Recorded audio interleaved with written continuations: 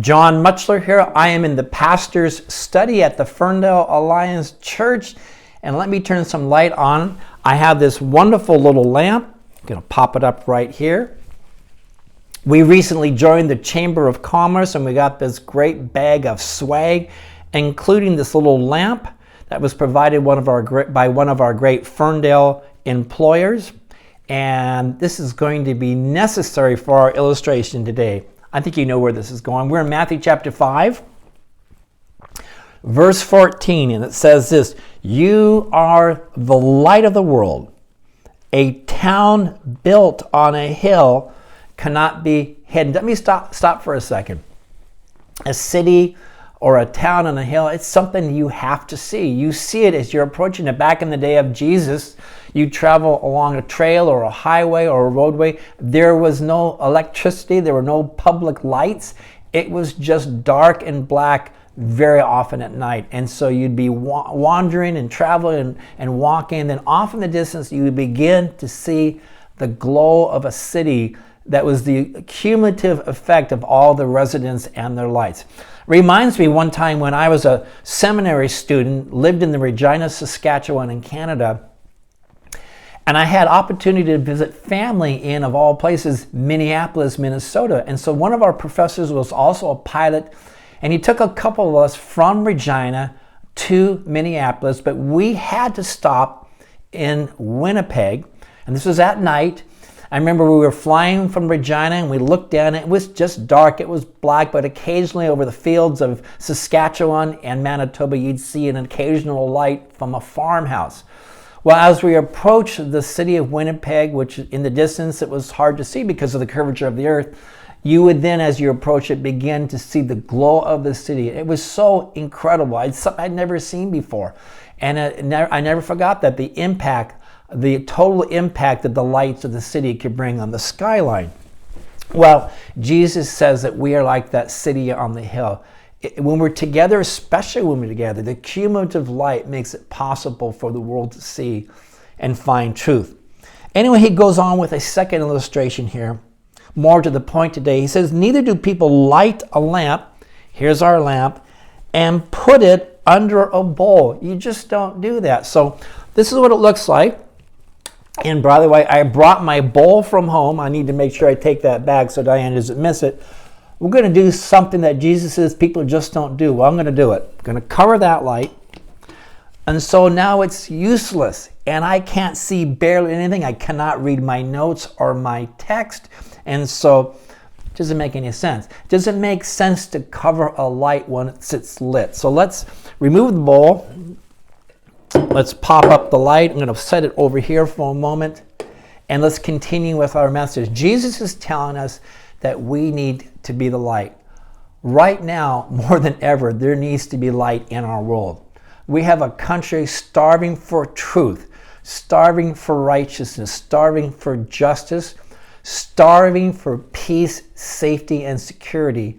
And I believe in my heart that is also the message of Jesus. We're called to be that light.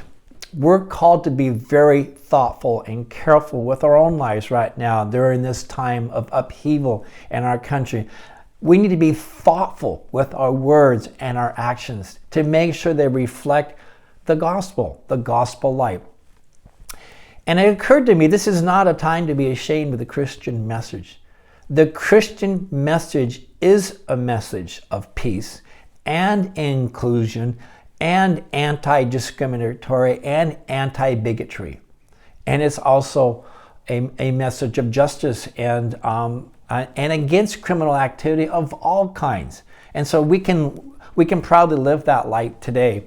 So why do we not do that? Why do we, in essence, cover up our light and not want it to shine? And I thought of 4 reasons. There are many more. Here are 4 that I came up with. First of all, maybe we don't care. Maybe we don't care. I was watching the news this morning. I'm just shocked to see our country being burnt, buildings burnt, churches burnt, government buildings being destroyed. I've, watching people be beaten with sticks and boards, cars, people breaking the glass of moving cars, trying to pull the passengers from the vehicles. We've had at least six deaths as a result of the riots that were sparked by this terrible, horrible crime against George Floyd, who was killed in Minneapolis a few days ago. Horrible stuff going on, and maybe we just don't care. I remember watching, and I want to do something. I want to do everything I can to get rid of hate, to get rid of bigotry and racism, to get rid of violence. That is not what we should be about. But it occurred to me that some people probably watch those videos, don't care. They're not going to think more than 15 seconds about it. Others, sadly, I have a feeling, if I know human nature, and I think I do, actually enjoy watching that stuff. Watch these videos and in their basement, and they laugh about it a little bit. I think those people exist too. But my question is, do you care?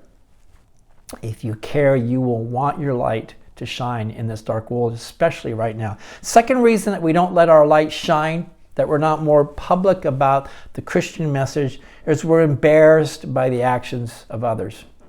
We're ashamed of what people have done in the name of Christianity, and they've done some terrible things.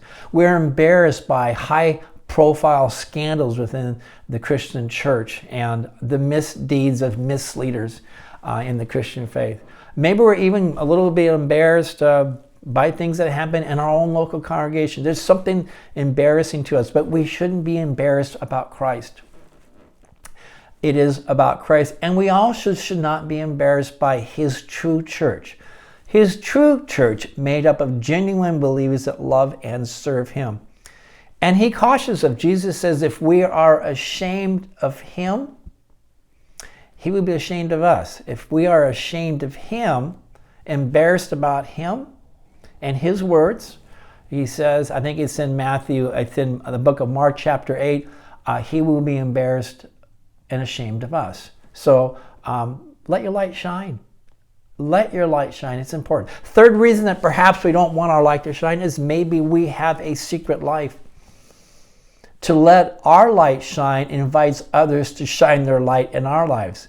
Perhaps we have enough ugly stuff, dark stuff, dirty stuff in our life that we haven't cleaned up, that we haven't brought to Christ, that we're simply afraid that if I am too public about my Christian faith, somebody might look too closely into my life and find my secrets.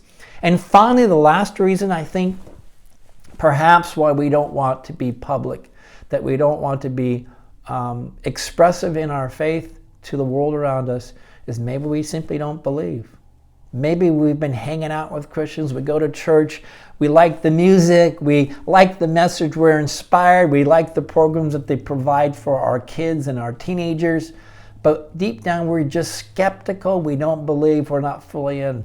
And so when we don't have that certainty of belief, of course we don't want our light to shine. And I'd like to encourage you to really try on Jesus right now, to really give your heart to the Lord Jesus Christ. He loves you. He will change your life, and He will give you the strength and boldness to be a good light. So again, let's read our passage. Let me put the light a little closer. Matthew 5:14, you are the light of the world. A town built on a hill cannot be hidden. Neither do people light a lamp and put it under a bowl. Instead, they put it on its stand, and it gives light to everyone in the room. Right now, we need light. We really do. The Christian message, the message of Jesus Christ, is one of peace and righteousness, grace and love. It is anti-discriminatory.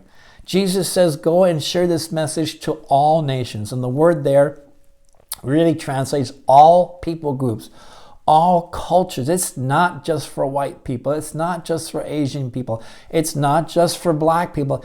The Christian message is inclusive of all groups of people. There's nothing in the gospel that should be taken as justification for any type of bigotry, racism, or discrimination. We reject that wholeheartedly. That should be at the forefront of the Christian message. That should be at the forefront of our message as well as non-violent response and peaceful protest. Thank you for watching.